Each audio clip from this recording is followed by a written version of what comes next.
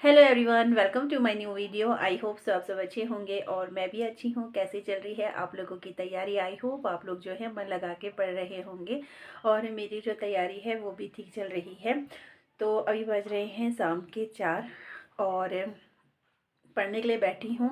इस वक्त मैं कर रही हूँ रीजनिंग और टाइम बांटे हुए हैं कि समय कौन सा समय पढ़ना है। इस तरीके से आप लोग मुझसे कह रहे थे कि टाइम टेबल सेंड करना, तो मैं वैसे ही बता देती हूँ आप लोगों को। तो जो अर्ली मॉर्निंग मैं उत्तराखंड को देखती हूँ और 5 बजे से लेकर सिर्फ 2 घंटा, क्योंकि 5 बजे 4:30 बजे उठो, उसके बाद चाय वगैरह अपना फ्रेश होके 5 से लेके 7 बजे तक या 7:30 तक जितना मुझे लगता है, और फिर मेरा 9 बजे से स्कूल भी होता है। तो 2 घंटे में सुबह उत्तराखंड की जो जीके है उसका जो है रिवीजन है, जितना मैंने नोट्स बना लिए हैं उसको जो है रिवाइज कर रही हूँ। बाकी स्कूल टाइम पे और आजकल जो है होम एग्ज़ाम भी हैं, साथ ही साथ जो है बोर्ड एग्ज़ाम भी हैं। तो अब आज अभी तो बोर्ड एग्ज़ाम की छुट्टी है। 10th और 12th के सीधा पेपर जो है उनका 8 तारीख को होगा और एक 10 तारीख को होगा। तो अभी होम एग्ज़ाम चल रहे हैं तो उसमें भी ड्यूटी है और 3 घंटे वहाँ देने पड़ते हैं। तो स्कूल में तो टाइम नहीं मिल रहा है, पर जो भी टाइम मुझे स्कूल में मिलता है, चाहे 1 घंटा 1.5 घंटा जो भी मुझे टाइम मिलता है, तो स्कूल के लिए ना मैंने 2 सब्जेक्ट रखे हुए हैं, एक तो हिंदी और एक टीचिंग एप्टीट्यूड। तो ये 2 सब्जेक्ट ना मैं स्कूल में पढ़ती हूँ, चाहे मुझे जिस समय जो भी टाइम मिले, चाहे 1 घंटा का मिले चाहे 1.5 घंटे का मिले, और चाहे एग्ज़ाम ड्यूटी के बीच में अगर खाली हूँ, क्योंकि बच्चे पेपर देते रहते हैं और उस समय लगता है कि जब सारी फॉर्मेलिटीज़ हो जाती है, कॉपी वगैरह देना, बच्चे भी एग्ज़ाम करते हैं, तो उस समय जो टाइम होता है ना, तो उसका मैं यूज़ कर लेती हूँ। और उसमें मैं टीचिंग एप्टीट्यूड और कभी जो है हिंदी, तो ये 2 सब्जेक्ट लेके मैं चलती हूँ। तो 2 सब्जेक्ट तो मेरी वहाँ पे कवर हो गए और एक सब्जेक्ट मेरा मॉर्निंग में कवर हो गया। फिर बचता है रीजनिंग और हमारा जो है ये जीएस वाला पोर्शन, तो वो मैं घर आके करती हूँ। तो घर आके 2 बजे तक घर आ जाते हैं, 2 ढाई, कभी काम ज़्यादा होता है तो 3 3:30 भी हो जाता है, और कभी जब नहीं होता है स्कूल में ज़्यादा काम तो 2 ढाई बजे तक हम लोग घर आ जाते हैं। फिर खाना पीना खा के बेटे को सुला दिया है, और अगर ज़्यादा टायर्डनेस होती है तो मैं भी आराम कर लेती हूँ, नहीं तो अगर नहीं नींद आ रही है तो पढ़ने के लिए बैठ जाओ, क्योंकि अपने दिमाग को भी थोड़ा रेस्ट देना बहुत ज़्यादा ज़रूरी होता है, तभी पढ़ना, तभी हमारा पढ़ाई में भी मन लगता है। क्योंकि जब मेरी थकावट रहती है, क्योंकि स्कूल में ड्यूटी जब देते हैं तो बहुत ज़्यादा थक जाते हैं, तो ये है कि फिर उसके बाद घर आके थोड़ा सा रेस्ट भी ज़रूरी होता है। पर जब नींद नहीं आती है तो मैं ज़बरदस्ती नहीं लेटती हूँ, बस अब पढ़ने के लिए बैठी थी। और ये जो टाइम होता है मेरा 4 साढ़े 4 से लगाओ चाहे 5 बजे से लगाओ, तो मतलब 2 ढाई घंटे, मतलब 8 बजे तक कम से कम। और इस दौरान बेटा भी उठ जाता है तो उसके लिए चाय वगैरह या कुछ बना के भी देती हूँ। तो ये जो मेरा 4 बजे से लेके 8 बजे तक का शेड्यूल होता है, कभी कभी 8:30 9 भी बज जाता है। तो कोई मतलब ये नहीं है कि फिक्स नहीं है। और मतलब 4 बजे से लेके 8:30 9 बजे तक आप मान के चलो, और इस दौरान बीच में बहुत सारे काम हो जाते हैं, जैसे कि बच्चे के लिए दूध देना और अपने लिए चाय वगैरह, ये सारी चीज़ें भी। और इस दौरान में जो है अपना रीजनिंग और साथ ही साथ जो है अपना जीएस वाला भी देख लेती हूँ। अगर मतलब मुझे लगता है कि मैंने रीजनिंग का एक टॉपिक जो है वो कवर कर लिया है, तो मैं जीएस में मैंने जीएस में डिटेल में कुछ नहीं पढ़ा है, और उसको मैं छोटे छोटे टॉपिक वाइज ही देख रही हूँ, ज़्यादा नहीं।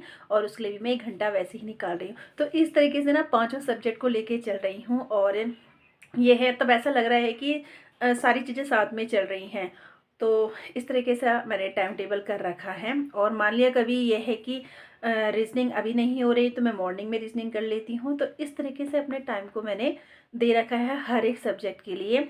और तो बस ऐसे ही चल रहा है और तैयारी चल रही है। और टीचिंग एप्टीट्यूड के लिए, हाँ, मुझे एक क्वेश्चन बहुत आ रहा था कि वाईटी वाईटी क्या है, तो सॉरी, वाईटी यूट्यूब है, मतलब हम शॉर्ट में उसे वाईटी कहते हैं। तो मोस्टली मैंने जो भी हेल्प ली है, जितने भी मैटर गेमन लिया है, वो सारा मैंने यूट्यूब से ही लिया है। मेरे पास कोई ऐसी बुक नहीं है स्पेशली। हाँ, उत्तराखंड के लिए सबको पता है परीक्षावाणी है, हिंदी ल्यूसेंट की बुक है, बाकी वन लाइनर है, वो ये सारी तो मैंने बता रखी हैं। बाकी जो भी मैं एमसीक्यूज़ वगैरह जो भी प्रैक्टिस करती हूँ मैं सब यूट्यूब से ही मतलब ले लेती हूँ, कंटेंट उठा लेती हूँ और सर्च करके। मान लीजिए जैसे कि राधा कृष्ण आयोग से संबंधित जितने भी एमसीक्यूज निकल के आ रहे हैं तो उन सबको करने की कोशिश कीजिए, पहले बिना देखे कोशिश कीजिए।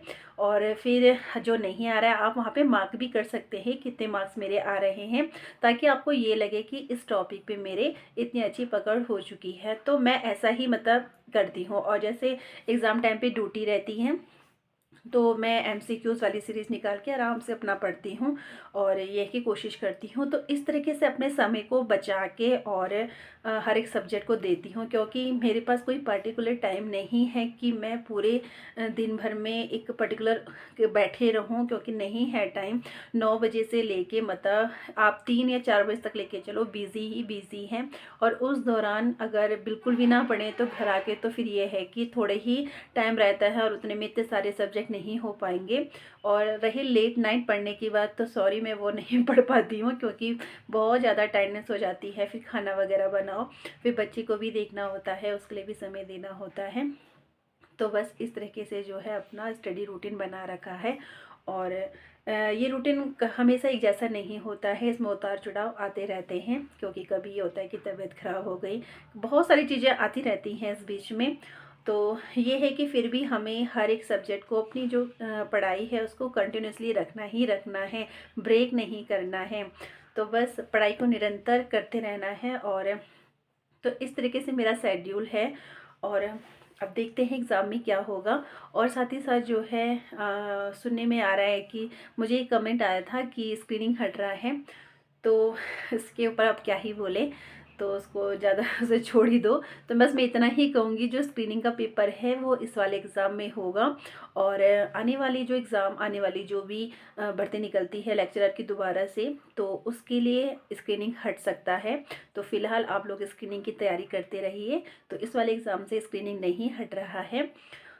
बाकी तो को जो भी अपडेट आएगी तो मैं आप लोगों के साथ ज़रूर शेयर करूँगी, क्योंकि मेरे पास आए थे, मैंने 1-2 वीडियोस देखी हैं जिसमें स्क्रीनिंग के हटने की बात हो रही थी। तो जो भी जिन्होंने भी वो वीडियोस देखी है तो घबराए नहीं, आप तैयारी करते रहो। लास्ट 2 महीने में एक स्क्रीनिंग हट जाएगा तो मतलब ये है कि अब क्या बोले तो 2 महीने में कुछ भी स्क्रीनिंग वगैरह नहीं हटने वाला है। तो आप लोग तैयारी करते रहो, जैसे शुरू से आप लोग तैयारी कर रहे थे वैसे ही आप तैयारी करते रहिए। तो भाई मैं तो इस तरीके से जो है ना अपना टाइम दे रही हूँ, और कहीं ना कहीं डर भी लग रहा है कि कैसा एग्ज़ाम होगा कैसा नहीं। तो मेरी तरफ से मेरी पूरी कोशिश है, चाहे अब जो भी हो देखा जाएगा, चाहे रिज़ल्ट पॉजिटिव निकले या नेगेटिव निकले, पर एक जो प्रयास है तो वो जारी ही रहेगा।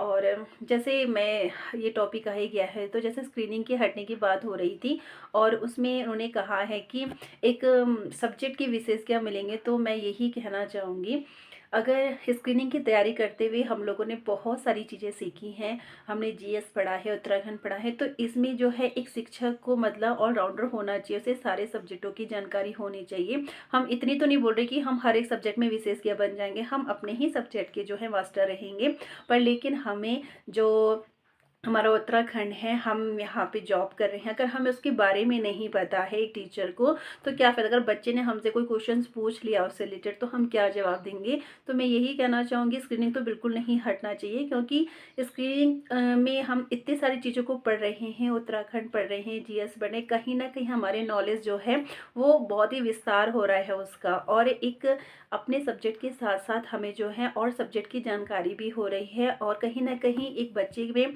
एक अच्छा डेवलपमेंट करने के लिए एक शिक्षक को जो है ऑलराउंडर होना ही चाहिए, सिर्फ अपने ही सब्जेक्ट की नॉलेज तक सीमित नहीं होना चाहिए।